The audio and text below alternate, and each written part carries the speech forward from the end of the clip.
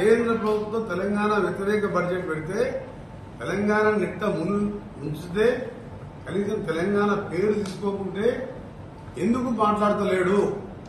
ఇంత మంచి బడ్జెట్ ప్రవేశపెట్టిన మా ప్రభుత్వాన్ని తీర్చెండాడతావు. నువ్వు రేపో మాపో విలీనం కాబోయే పార్టీలో తెలంగాణ పేరెత్తకుండా 8 రూపాయలు ఇయ్యలే మాకు.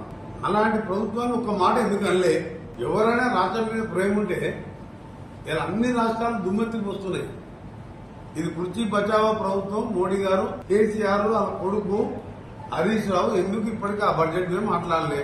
నువ్వు మోడీతో కుమ్మక్కు కాకపోతే ఎందుకు నువ్వు ఇలా గవర్నమెంట్ కేంద్ర ప్రభుత్వం బడ్జెట్ మీద ప్రశ్నించవు?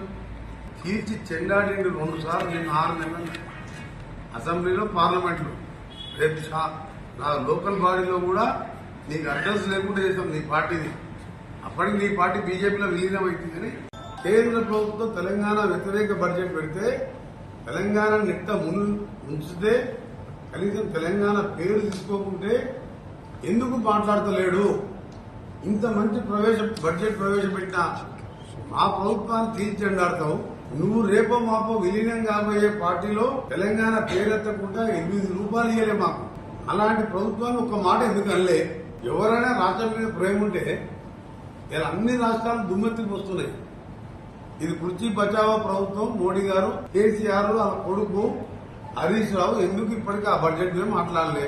నువ్వు మోడీతో కుమ్మక్కు కాకపోతే ఎందుకు నువ్వు ఇలా గవర్నమెంట్ కేంద్ర ప్రభుత్వం బడ్జెట్ మీద ప్రశ్నించవు? తీర్చి చెండాడిండు 2 సార్లు. నేను 6 నెలలు అసెంబ్లీలో, పార్లమెంట్లో, రేపు నా లోకల్ బాడీలో కూడా నీకు అడ్రస్ లేకుండా చేస్తాం నీ పార్టీని. అప్పటికి నీ పార్టీ